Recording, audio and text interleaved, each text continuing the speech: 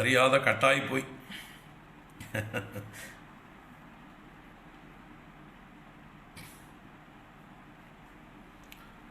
കൃഷ്ണ,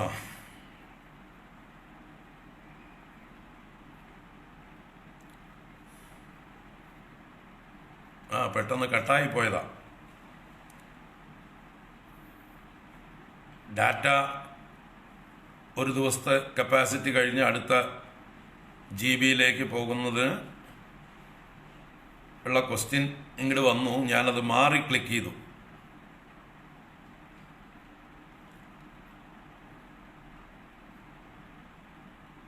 ഏതോ ഒന്ന് മാറി ആവേശത്തിൽ സംസാരിച്ചുകൊണ്ടിരിക്കുന്നതിൻ്റെ ഇടയിൽ ഓപ്പോസിറ്റിനെ ടിക്കടിച്ചു കൊടുത്തു. 2 ഓപ്ഷൻ വരുമല്ലോ എന്താ ചെയ്യേണ്ടതെന്നുള്ളതിന്. അതിൽ മാറി കൊടുത്തുപോയി സംസാരിച്ചുകൊണ്ട്, അതിൻ്റെ ആവേശം കൊണ്ട്.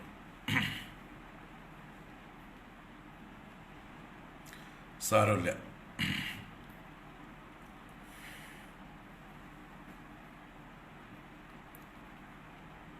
അപ്പോൾ പറഞ്ഞു വന്നത്, നമ്മുടെ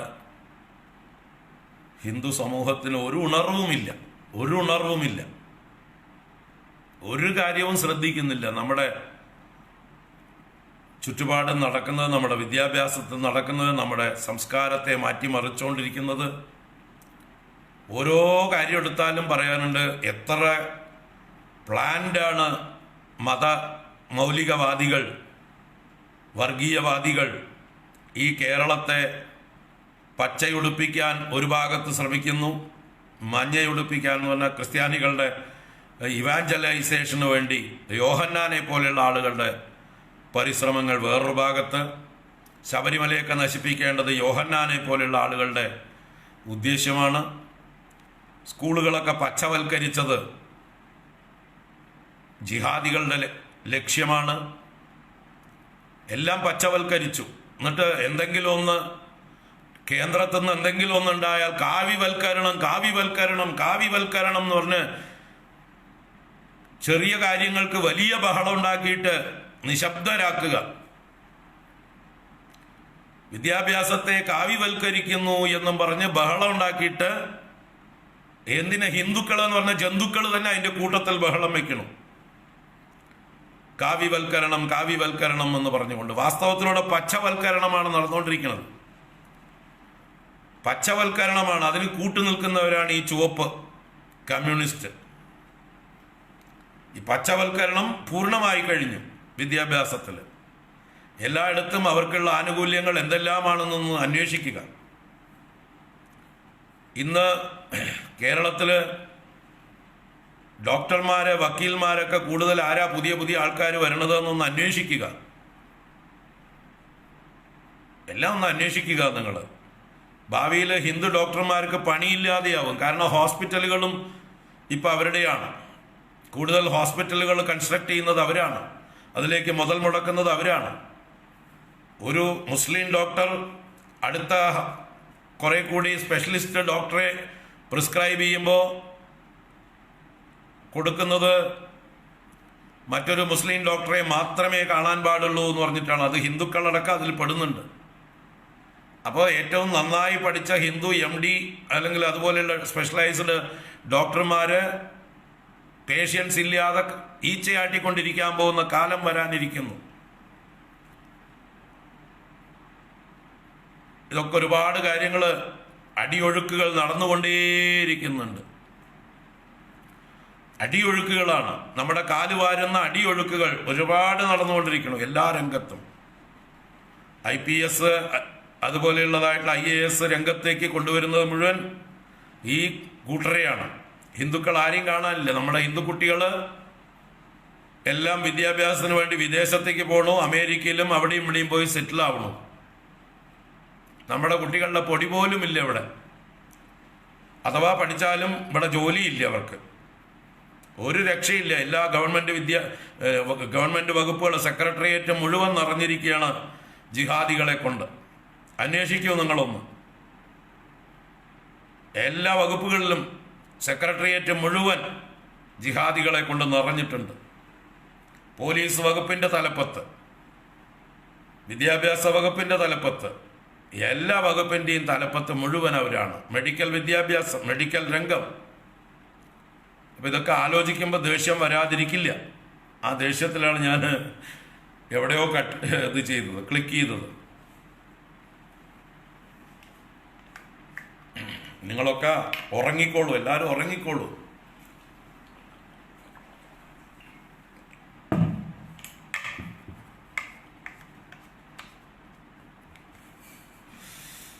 ഉറക്കത്തിൽ തല പോയാലും അറിയില്ല, കുഴപ്പമില്ല. അപ്പോൾ ഇതൊക്കെ ഉണ്ടായിരുന്നു പാഠപുസ്തകങ്ങളിൽ. ശിബിയുടെ കഥ.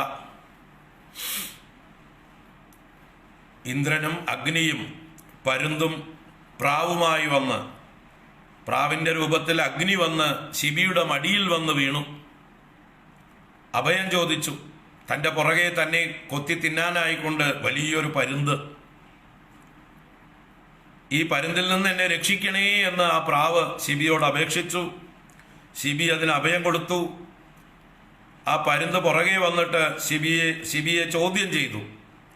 എൻ്റെ ഉപജീവന മാർഗം തടയാൻ അങ്ങയ്ക്ക് എന്ത് അവകാശം?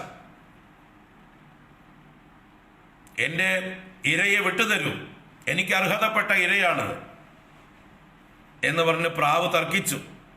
അപ്പൊ ശിബി പറഞ്ഞു, എൻ്റെ അടുത്ത് അഭയം വന്ന് ആര് ചോദിച്ചാലും ഞാൻ അഭയം കൊടുക്കും. അപ്പൊ പരുന്ത് പറഞ്ഞു, ഞാനും അങ്ങയുടെ അടുത്തതാ എനിക്ക് ഭക്ഷണം ചോദിക്കുന്നു, എനിക്ക് അർഹതപ്പെട്ട ഭക്ഷണം അങ്ങ് തരണം. ഞാനും അഭയം ചോദിക്കുകയാണ്, എനിക്കുള്ളത് തരൂ. ശരി, എന്ത് വേണമെങ്കിൽ ചോദിച്ചോളൂ, ഈ പ്രാവിനെ ഒഴിച്ച് എന്ത് വേണമെങ്കിൽ ചോദിച്ചോളൂ.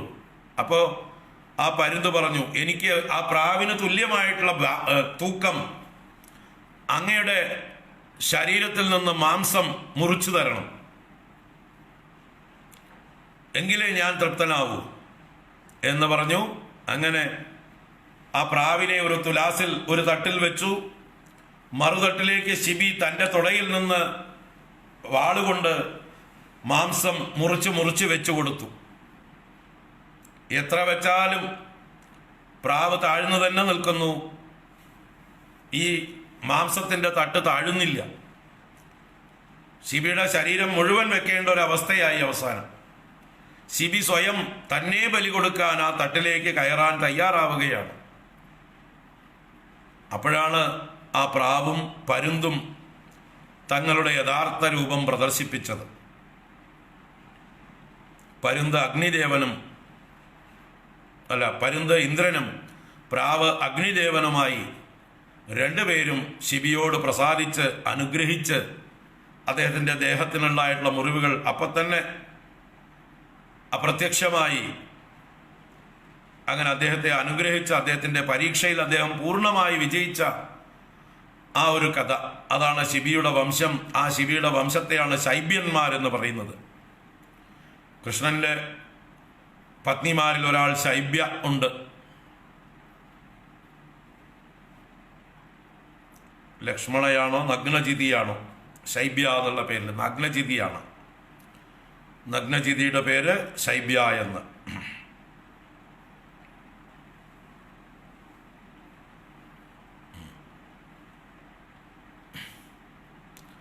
അതുപോലെ അത് ഗുജറാത്തിലെ ആൺകുട്ടികളാണ് ഭരിക്കുന്നത്. അതുകൊണ്ട് സബ്ജക്റ്റൊക്കെ പഠിക്കാനുണ്ട്. ഗുജറാത്തിൽ സബ്ജക്റ്റിൽ ഈ സ്റ്റോറി കുട്ടികൾക്ക് പഠിക്കാനുണ്ട് എന്ന് ഗുജറാത്തിലുണ്ട്. ഇനി ഗുജറാത്തിലും യു പിയിലും എം പിയിലും ഒക്കെ വരും.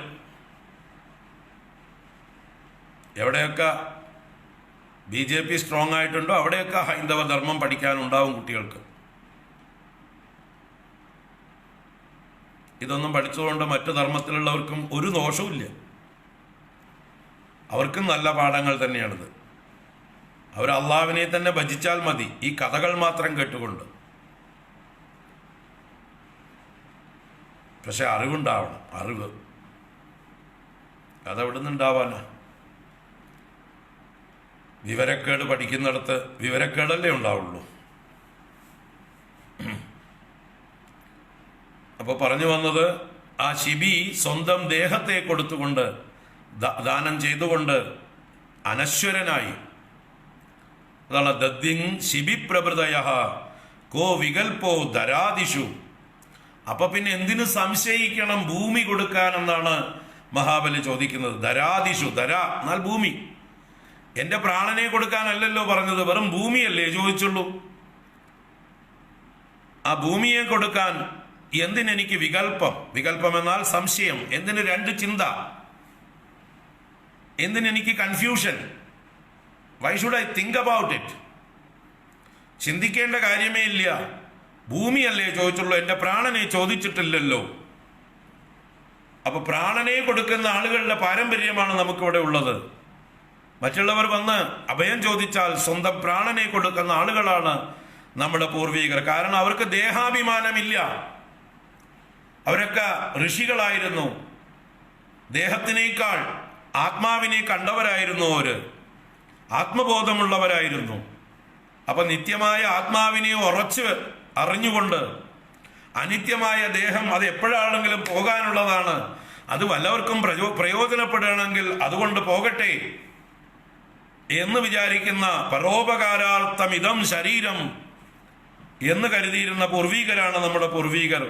അങ്ങനെയുള്ളിടത്ത് എൻ്റെ അടുത്ത് ഈ ഭൂമി കൊടുക്കരുത് എന്ന് ആചാര്യൻ പറയുകയോ എന്ന് ആചാര്യനോട് തിരിച്ചു ചോദിക്കുകയാണ്. യൈര്യംബുഭുജേ ബ്രഹ്മൻ ദൈത്യേന്ദ്രൈർ അനിവർത്തിഭിഃ തേഷാം കാലോഗ്രസീത് ലോകാൻ ന യശോദിഗതം ഭുവി.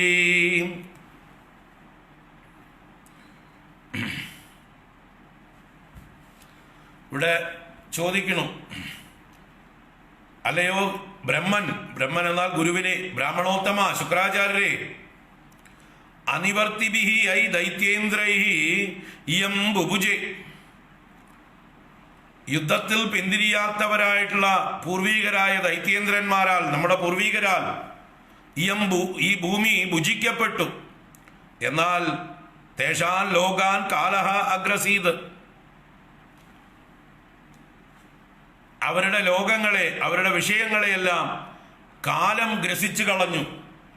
അവരും കാലത്തിൽ, അപ്പൊ ഈ ഭൂമിയെ കഷ്ടപ്പെട്ട് നേടിയെടുത്ത് കെട്ടിപ്പിടിച്ചിരുന്നവരൊക്കെ കാലത്തിന്റെ മുമ്പിൽ നിഷ്പ്രഭരായി പോയി. ഭൂമി ഇപ്പോഴും ഇവിടെയുണ്ട്, അവര് പോയി. ആരാണോ ഭൂമിയുടെ ഉടമസ്ഥന്മാരെന്ന് അഭിമാനിച്ചത് അവർ പോയി. അതുകൊണ്ട് ഭൂമിയെ കെട്ടിപ്പിടിച്ചിരുന്നത് കൊണ്ട് ഭൂമി നമുക്ക് കിട്ടാൻ പോകുന്നില്ല. അതുകൊണ്ട് ഭൂവി അധികതം യശഃ ന അഗ്രസീത്, ഈ ഭൂമിയിൽ അവരുടെ യശസ് ബാക്കിയുണ്ടെങ്കിൽ അത് ശേഷിക്കുന്നുണ്ട്. അവരുടെ യശസ് മാത്രം ബാക്കിയാക്കിക്കൊണ്ട് ഭൗതികമായിട്ടുള്ളതെല്ലാം കളഞ്ഞുകൊണ്ട് അവർ പോയല്ലോ. അതുകൊണ്ട് എനിക്ക് ഭൗതികമായതിൽ ഒന്നിലും താല്പര്യമില്ല. എനിക്ക് യശസ്സാണ് വേണ്ടത്.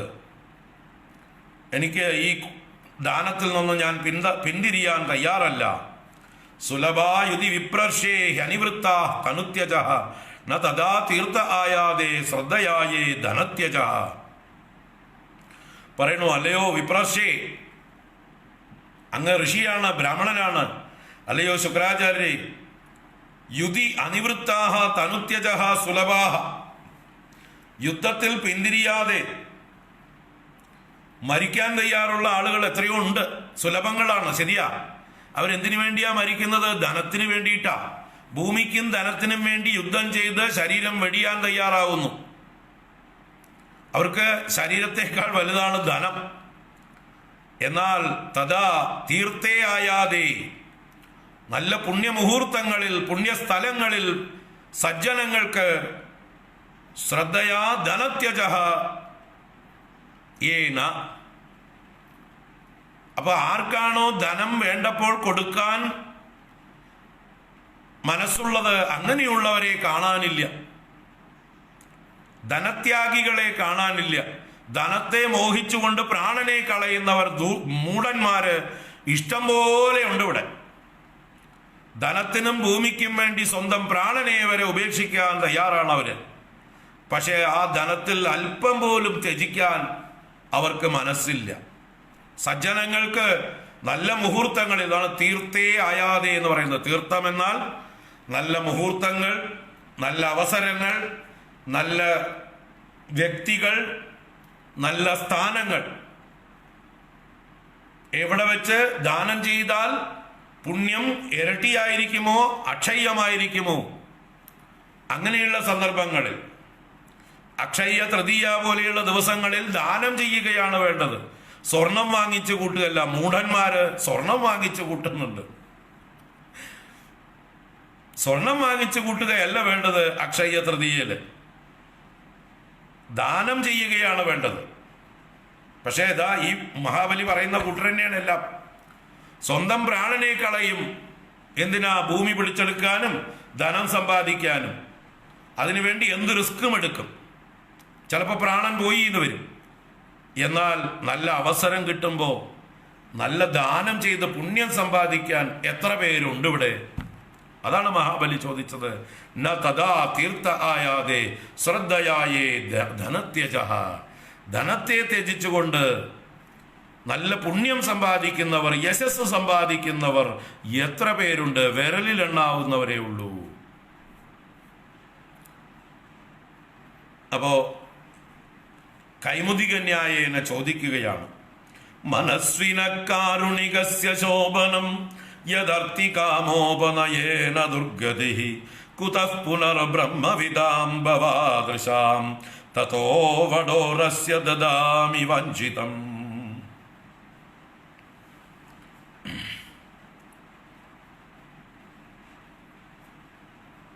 മനസ്വിന കാരുണികസ്യ ശോഭനം യദർത്ഥകാമോപനയേന ദുർഗതി കുതഃ പുനർബ്രഹ്മവിദാം ഭവാദൃശാം തതോ വടോരസ്യ ദദാമി വാഞ്ചിതം.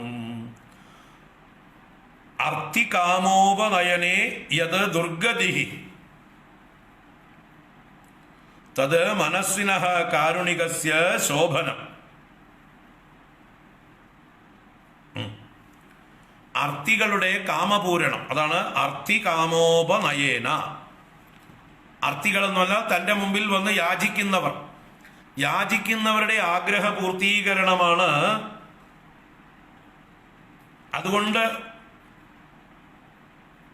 അതുകൊണ്ട് ദുർഗതി ഉണ്ടായാൽ, ദുർഗതി ഇത് അർത്ഥികളുടെ കാമപൂരണം കൊണ്ട് നമുക്ക് ദാരിദ്ര്യം ഉണ്ടായാൽ തന്നെ മനസ്സിനഃ കാരുണികസ്യ ശോഭനം. മനസ്സികൾ എന്നാൽ ധീരന്മാര്, കാരുണികന്മാരെന്നാൽ കരുണാമൂർത്തികൾ.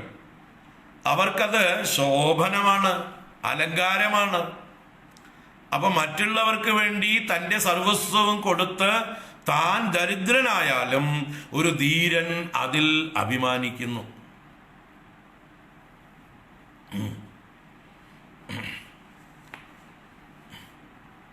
എന്തൊക്കെയാ ഇടയിൽ ചോദിക്കണ? യൈര്യം. ഓരോ അക്ഷരങ്ങളും എടുത്ത് പറയാൻ സമയമില്ല. യൈര്യം, യൈഹി എന്ന് പറഞ്ഞാൽ യാവരാൽ, ഇയം ഈ ഭൂമി. അപ്പൊ ഏതാളുകളാൽ ഈ ഭൂമി ഭുജിക്കപ്പെട്ടുവോ എന്നാണ്. യൈര്യം ബുഭുജേ. അതൊക്കെ പിരിച്ചു പറഞ്ഞാലേ അർത്ഥം മനസ്സിലാവുള്ളൂ. അതിനുള്ള സമയമില്ല. അത് ഞാൻ ഭാഗവതം എടുക്കുമ്പോൾ പറയാം. ഓരോ പദങ്ങളും പിരിച്ച് അർത്ഥം പറഞ്ഞുതരാം. സന്ധിയൊക്കെ പിരിച്ച് പറഞ്ഞുതരാം.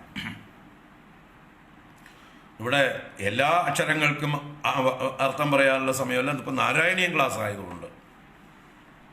അപ്പോൾ മനസ്സിനഃ കാരുണികസ്യ, മനസ്വികളും കരുണാമൂർത്തികളുമായിട്ടുള്ള ആളുകൾക്ക് തങ്ങൾ മറ്റുള്ളവർക്ക് ദാനം ചെയ്തതുകൊണ്ട് ദരിദ്രരായി എങ്കിൽ അത് അഭിമാനമാണ് അവർക്ക്, അത് ശോഭനമാണ് അവർക്ക്.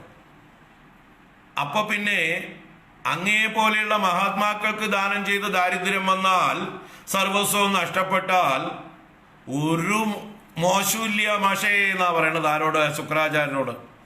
ശുക്രാചാര്യരെ തന്നെ കാണിച്ചുകൊണ്ട് പറയണം, അങ്ങേ പോലെയുള്ള ശ്രേഷ്ഠന്മാർ വന്നിട്ട് എന്തെങ്കിലും യാചിക്കുമ്പോൾ തരാതിരുന്നാൽ അതെത്ര മോശമാണ്. അങ്ങ് തന്നെ ചിന്തിക്കും. എന്നാൽ അങ്ങേ പോലെയുള്ളവർക്ക് തന്നിട്ട് സർവസ്വവും തന്നെ തന്നാലും, ഞാൻ ദരിദ്രനായാലും അതിൽ പരമാനന്ദം എവിടെയാ ഉള്ളത്? എന്താ ഉള്ളത്? അതുകൊണ്ട് ഞാൻ ഈ വടുവിന് വാഞ്ചിതം ദദാമി, അദ്ദേഹം ആഗ്രഹിച്ചതിനെ കൊടുക്കാൻ പോവുകയാണ്. അതുകൊണ്ട് എനിക്ക് ദാരിദ്ര്യം വന്നോട്ടെ, അത് ഞാൻ സഹിച്ചു. എത്ര ശക്തമായിട്ടാണ് ഗുരുവിനോട് വാദിക്കുന്നത് എന്ന് നോക്കൂ. ഗുരുവിനോടാ വാദിക്കുന്നത്. ആ ഗുരു യഥാർത്ഥത്തിൽ ഉള്ളിൽ സന്തോഷിക്കുന്നുണ്ടാവും, ശിഷ്യൻ കൊള്ളാലോ എന്ന്. എങ്കിലും പുറത്ത് ദേഷ്യം ഭാവിക്കും, ഒന്നുകൂടെ മൂപ്പിക്കാൻ വേണ്ടിയിട്ടായിരിക്കും. ആ ശാപം പോലും, ഗുരുവിൻ്റെ ശാപം പോലും യഥാർത്ഥത്തിൽ ഇവിടെ അനുഗ്രഹമാണ്. ശുക്രാചാര്യരുടെ ശാപം അനുഗ്രഹമാണ് എന്ന് പറയാം. അപ്പോൾ ഇവിടെ അങ്ങയെ പോലെയുള്ള ആളുകളുടെ കാര്യം പറയണോ എന്ന് കിമു എന്ന് കൈമുതിക ന്യായന കുതഹ എന്ന് ചോദിച്ചത് അതാണ്. കുതഹ എന്നുള്ളത് കിമു എന്ന് തന്നെയാണ്. കിമുത പറയേണ്ടതുണ്ടോ? അപ്പൊ ആര് വന്ന് ചോദിച്ചാലും ദാനം ചെയ്യലാണ് ധൈര്യമുള്ളവർ ചെയ്യുക. ആരോടും ഇല്ല എന്ന് പറയുന്നത് ധീരന്മാരുടെ സ്വഭാവമല്ല. ധീരന്മാർക്ക് തങ്ങളുടെ മുമ്പിൽ വന്ന് യാചിക്കുന്നവരോട് ഇല്ല എന്ന് പറയുന്ന ശീലമില്ല. അപ്പൊ പിന്നെ നിങ്ങളെ പോലെയുള്ള മഹാത്മാക്കൾ വന്ന് ചോദിച്ചാൽ ഇല്ല എന്ന് പറയുകയോ, അങ്ങനെ നിങ്ങളെ പോലെയുള്ള മഹാത്മാക്കൾക്ക് ദാനം ചെയ്തിട്ട് ഞാൻ മുടിഞ്ഞു പോവുകയാണെങ്കിൽ പോകട്ടെ, അതും ഭൂഷണമാണ്, എനിക്ക് ശോഭനമാണ്. I won't worry, I don't care. ഇതാണ് മഹാബലിയുടെ ഭാവം. നോക്കൂ, ഇനി ആർക്കാ കൊടുക്കേണ്ടത്? അങ്ങ് പറഞ്ഞല്ലോ ഇപ്പൊ ഹരിയാണ്, വിഷ്ണുവാണ് വന്നിരിക്കണത് എന്ന്. അപ്പൊ പിന്നെ സന്തോഷം കൂടുതലാണ്. വിഷ്ണുവിനായിട്ട് കൊടുക്കുന്നതിൽ പരം സന്തോഷം എനിക്ക് വേറെ ഇല്ല എന്നാ പറയണത്. അതാണ് 11ാമത്തെ ശ്ലോകം ഭാഗവതത്തില്. യജന്തി യജ്ഞക്രതുപർയമാദൃതാഃ ഭവന്താംനായ വിധാന കോവിദാഃ സയേവ വിഷ്ണുർവരദോസ്തു വാപരോ ദാസ്യാമ്യമുഷ്മൈ ക്ഷിതിമീപ്സിതാ മുനേ. യജന്തി യജ്ഞക്രതുപർയമാദൃതാഃ ഭവന്ത ആംനായ വിധാന കോവിദാഃ സയേവ വിഷ്ണുർവരദോസ്തു വാപരോ ദാസ്യാമ്യമുഷ്മൈ ക്ഷിതിമീപ്സിതാ മുനേ. ആംനായ വിധാന കോവിദാഃ ഭവന്തഃ, ശാസ്ത്രങ്ങൾ വേദങ്ങളൊക്കെ അറിയുന്നവരായ, യാഗങ്ങളും യജ്ഞങ്ങളും എങ്ങനെ ചെയ്യണമെന്ന് നല്ല പോലെ അറിയുന്നവരായ കോവിദന്മാരായ പുരോഹിതന്മാരായ ഭവന്തഃ നിങ്ങൾ, ആദൃതാഃ വളരെ ഭക്തി ആദരവോടുകൂടെ, യജ്ഞക്രതുഭിഹി യം യജന്തി, നിങ്ങള് യാഗങ്ങളെ കൊണ്ട് യജ്ഞങ്ങളെ കൊണ്ടൊക്കെ ആരെ പൂജിക്കുന്നുവോ, ആരെ യജിക്കുന്നുവോ, സ വിഷ്ണുഹു ഏവ, ആ വിഷ്ണു തന്നെ, വരദഃ വാ പരഃ വാ അസ്തു, അദ്ദേഹം നമുക്ക് പ്രിയപ്പെട്ട വരങ്ങളെ നൽകുന്നവനാകട്ടെ, അല്ലെങ്കിൽ പരനായിക്കോട്ടെ. പരൻ എന്നാൽ ഇവിടെ ശത്രുവായിട്ട് വന്നോട്ടെ. മുനേ അമുഷ്മൈ ഈപ്സിതാം ക്ഷിതിം ദാസ്യാമി. ഹേ മുനേ, അമുഷ്മൈ അവനായിക്കൊണ്ട്, ആ വിഷ്ണുവിനായിക്കൊണ്ട്, ഈപ്സിതാം ക്ഷിതിം അദ്ദേഹം ആഗ്രഹിച്ച ഭൂമിയെ, ദാസ്യാമി ഐ വിൽ ഗീവ് ഞാൻ കൊടുക്കും. അപ്പൊ നിങ്ങളൊക്കെ ഇത്രയും കാലം ഹോമമൊക്കെ ചെയ്തത് ആർക്ക് വേണ്ടിയിട്ടാ? വിഷ്ണുവിന് വേണ്ടിയിട്ടല്ലേ? വിഷ്ണു പ്രീതിക്കല്ലേ പല യാഗങ്ങളും ചെയ്തത്? യജ്ഞസ്വരൂപനല്ലേ വിഷ്ണു. അപ്പൊ ആ വിഷ്ണു തന്നെ എന്റെ മുമ്പിൽ വന്ന് യാചിക്കുമ്പോ അവൻ എന്നോട് പ്രീതി ഉണ്ടായിക്കോട്ടെ, ശത്രുത ഉണ്ടായിക്കോട്ടെ, അതൊന്നും എനിക്ക് പ്രശ്നമല്ല, ഞാൻ കൊടുക്കും. അപ്പൊ വിഷ്ണുവിനാണല്ലോ കൊടുക്കേണ്ടത് എന്നുള്ളത് എനിക്ക് സന്തോഷം കൂടുതലേ ഉള്ളൂ എന്നാണ് പറയുന്നത്.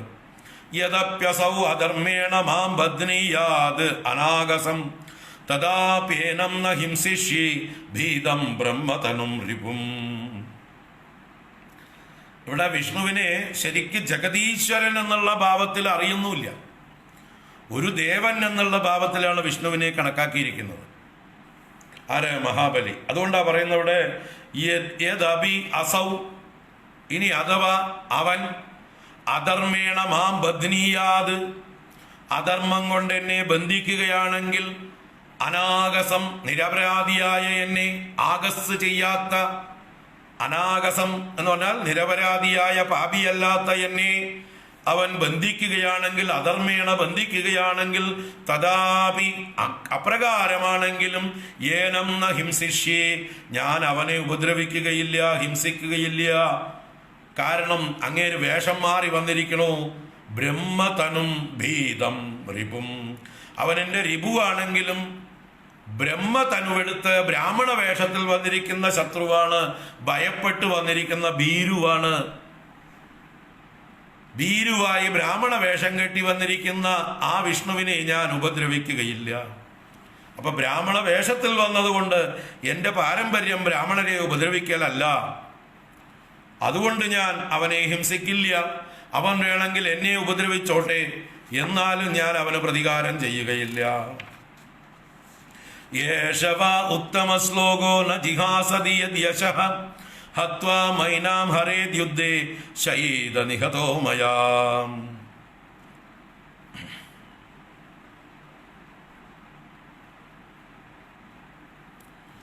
യത് യേശഃ ഉത്തമ ശ്ലോകഃ യശഃ ന ജിഹാസതി. ഇവൻ ഉത്തമ ശ്ലോകനാണെങ്കിൽ, ഇവൻ കീർത്തി കേട്ടവനാണെങ്കിൽ, വിഷ്ണുവിനെ കുറിച്ചാ പറയണത്. യശഃ ന ജിഹാസതി, യശസ്സിനെ ഉപേക്ഷിക്കുന്നില്ല എങ്കിൽ, ഇച്ഛിക്കുന്നില്ല എങ്കിൽ, മാം ഹത്വ ഏനാം ഹരേത്, എന്നെ ഹനിച്ചിട്ട് ഇവളെ ഹരിക്കട്ടെ, ഭൂമിയെ ഹരിക്കട്ടെ. യുദ്ധേ മയാ നിഹതഃ ശയീദ, യുദ്ധത്തിൽ എന്നാൽ കൊല്ലപ്പെട്ടവനായിട്ട് ഇവിടെ കിടക്കും എന്ന് പറയുന്ന അർത്ഥം എന്താ? ഇവന് ധൈര്യം ഉണ്ടെങ്കിൽ, ഇവൻ ഈ പട്ടരുടെ വേഷം, ഈ ബ്രാഹ്മണരുടെ വേഷം ഉപേക്ഷിച്ചിട്ട്, ഈ ബ്രാഹ്മണ വേഷം ഉപേക്ഷിച്ചിട്ട് യുദ്ധത്തിന് വരട്ടെ എന്നോട്. യുദ്ധത്തിന് വന്നാൽ വിവരമറിയാം. യുദ്ധത്തിന് വന്നാൽ ഞാൻ ഇവനെ കൊന്നുകളയുന്ന പറയണത്. ധൈര്യമുണ്ടെങ്കിൽ ഈ വേഷം ഉപേക്ഷിച്ച് വരട്ടെ. ഇപ്പൊ ഈ വേഷത്തിൽ വന്നിരിക്കുന്നത് കൊണ്ട്, ബ്രാഹ്മണ വേഷത്തിൽ വന്നിരിക്കുന്നത് കൊണ്ട് ഞാൻ ഇവനെ ഉപദ്രവിക്കുകയില്ല. അതാണ്, ഇവൻ യശസ്സിനെ ഉപേക്ഷിക്കാൻ ആഗ്രഹിക്കുന്നില്ലെങ്കിൽ, ഇവന് യശസ് വേണമെങ്കിൽ എന്നർത്ഥം. ഇവന് യശസ് വേണമെങ്കിൽ, സൽപ്പേര് വേണമെങ്കിൽ, ഇവന്റെ തനിനിറം പുറത്തു കാണിച്ച് എന്നോട് നേർക്കുനേർ യുദ്ധം ചെയ്യട്ടെ. എന്തിനാ ഈ ബ്രാഹ്മണ വേഷത്തിൽ വന്ന് യാചകനായി നിൽക്കുന്നത്? അങ്ങനെ വന്നാൽ, യുദ്ധത്തിന് എന്റെ നേർക്ക് വന്നാൽ ഇവനെ ഞാൻ കൊന്നുകളയും. അതാ പറയണത്, യുദ്ധേ ശയീദ നിഹതോ മയാ, മയാ നിഹതഃ യുദ്ധേ ശയീദ, എന്നാൽ ഹനിക്കപ്പെട്ട് യുദ്ധരംഗത്ത് അവൻ കിടക്കും. അപ്പൊ അഹങ്കാരമുണ്ടോ? ഉണ്ട്, പോയിട്ടില്ല. അഹങ്കാരം മുഴുവൻ പോയിട്ടില്ല. ധർമ്മിഷ്ഠനാണ്. അതേസമയം ഈശ്വരന്റെ ശരിയായ മഹത്വം എന്താണെന്ന് അറിഞ്ഞിട്ടില്ല. വിഷ്ണു എന്ന് പറഞ്ഞാൽ എന്തോ ഒരു സംഭവമാണ്, ഒരു ദേവനാണെന്ന് വിചാരിച്ചിട്ടുണ്ട്. പക്ഷേ ആള് ഇപ്പൊ കള്ളനായിട്ട് ബ്രാഹ്മണ വേഷത്തിൽ വന്നിരിക്കുന്നു. ധൈര്യം ഉണ്ടെങ്കിൽ ശരിയായ വേഷത്തിൽ എന്നോട് യുദ്ധത്തിന് വരട്ടെ, എന്നാ ഞാൻ അവനെ കൊന്നുകളയും. ബ്രാഹ്മണനായി വന്നതുകൊണ്ട് ഞാൻ കൊല്ലുന്നില്ല. ഇതൊക്കെയാണ് മഹാബലിയുടെ ന്യായം. ഇത് നിങ്ങൾ ആലോചിക്കുക. വിഷ്ണു സഹായിയായി നിന്നപ്പോഴാണ് ഇന്ദ്രൻ തന്നെ മഹാബലിയെ കൊന്നത്, നമുജിയെ കൊന്നത്, പാകനെ, ബലനെ, ജംബനെയൊക്കെ കൊന്നത് അല്ലേ? അപ്പൊ ആ ഇന്ദ്രന് പേര് കിട്ടി. ജംബാരി, ബലാരി, പാകാരി, അങ്ങനെയൊക്കെ പേര് കിട്ടിയ കഥ ഞാൻ പറഞ്ഞു. ഭാഗവതം അഷ്ടമസ്കന്ധം 11, 12 അധ്യായങ്ങളിൽ, 10, 11 അധ്യായങ്ങളിൽ ദേവാസുര യുദ്ധം, അമൃതമഥനം കഴിഞ്ഞിട്ട്, അപ്പൊ ഒരിക്കൽ കൊല്ലപ്പെട്ടവനാണ് ഈ മഹാബലി. എന്നിട്ടാണ് ഈ അഹങ്കാരം പറയുന്നത്. ഇന്ദ്രനാൽ കൊല്ലപ്പെട്ടവനാണ്. അദ്ദേഹത്തിനെ ജയിപ്പിച്ചതാരാ? ജീവിപ്പിച്ചതാരാ? ഗുരു. ആരാ ഗുരു? ശുക്രാചാര്യർ. ആ ഗുരുവിനോടാണ് ഇപ്പൊ ഇത് പറയുന്നത്. ആ ഗുരുവിന്റെ കാരുണ്യമാണ് താനിപ്പോ ബലവാനായിട്ട് നിൽക്കുന്നത്.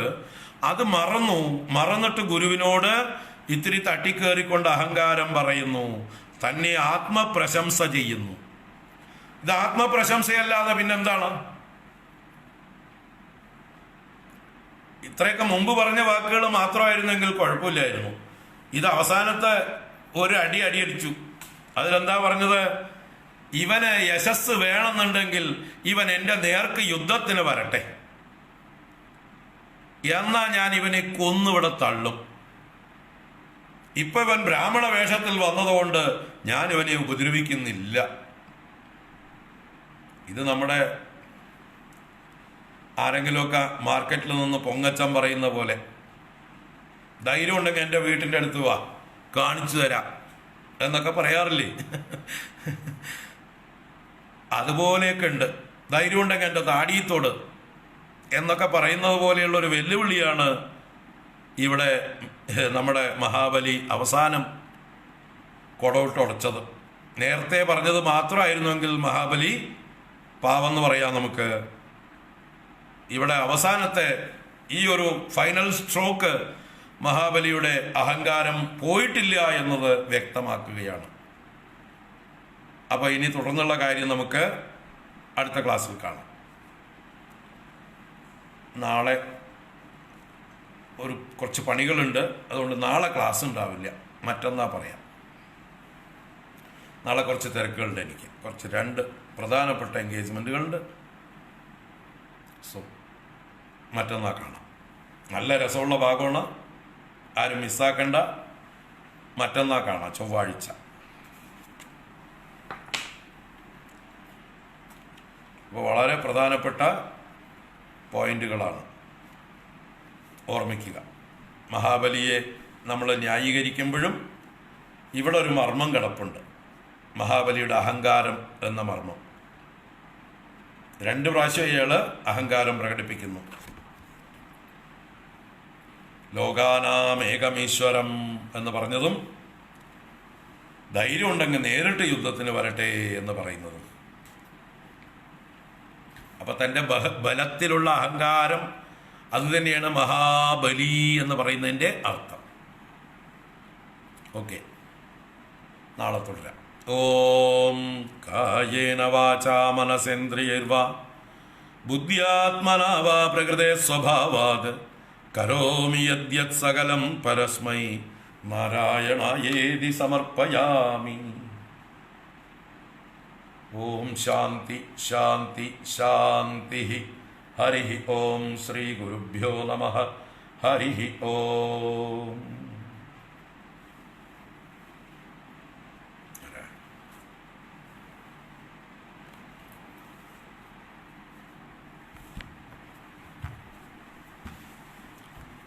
വൈകുന്നേരം ഇല്ല, നാളെ രാവിലത്തെ ക്ലാസ് ഉണ്ട്. രാവിലത്തെ ശങ്കര തരംഗിണിയുണ്ട്. 11 മണിൻ്റെ ഗീതയില്ല, അല്ല നാരായണീയം ഇല്ല. വൈകുന്നേരം ഗീത ഉണ്ടാവും മിക്കവാറും, നോക്കാം. പകൽ ഉള്ള പണി വേഗം കഴിഞ്ഞാൽ വൈകുന്നേരം ഗീത ഉണ്ടാവും. ഹരി ഓം. ഹരി ഓം.